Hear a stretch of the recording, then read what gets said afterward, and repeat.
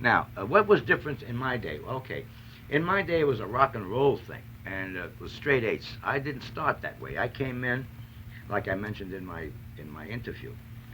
It was a mistake that I started to play drums. I was a jazz drummer, and when I took over the business, which was really what I did, Panama Francis and Joe Marshall were the kings, and they knew that stuff. I didn't. I came in there with a fresh approach because I wasn't locked into that. You see, he was doing 4, 5, 6, 7 sessions a day, Panama, and so was Joe Marshall.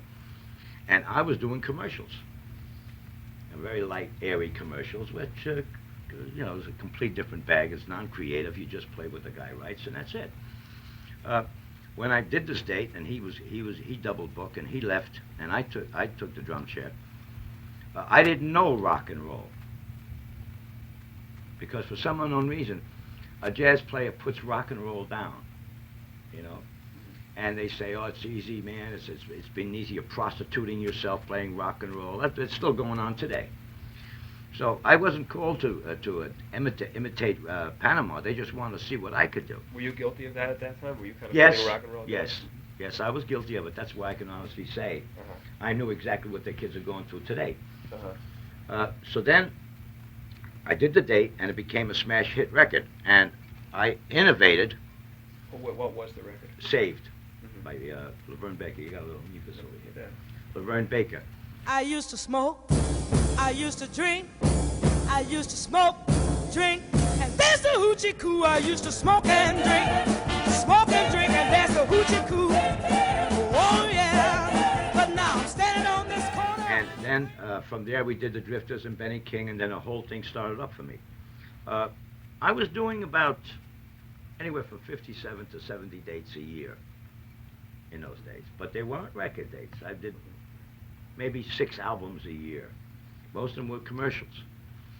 But even the commercials were different those days. They were a little bit more looser. But I was playing just rock and roll, and my tastes weren't rock and roll. But I was playing it. I was asked to play it, and I played it. And you know studio work. It's like one day you do a rock and roll date, then you work with Hugo Montenegro, then you work with Mantovani, then you do with Frank Sinatra, then you do with the Costas. So it rounds you. I mean, you don't have to necessarily love everything you're doing, but you got to do it satisfactorily and adequately. So that's when I was doing rock and roll, I kept saying to myself, there's got to be more to the business than this. Right. So when I got into the rock and roll, I put in some of the jazz things that I knew, and I innovated in the studio. And then when I got really very, very busy, there was no time for innovation anymore because I was too busy. So I kept playing and kept playing and kept playing. But I had in the back of my mind what I thought a drummer could do. And I would practice those things, and I would get them down. They were so foreign that I couldn't possibly use them in the studio.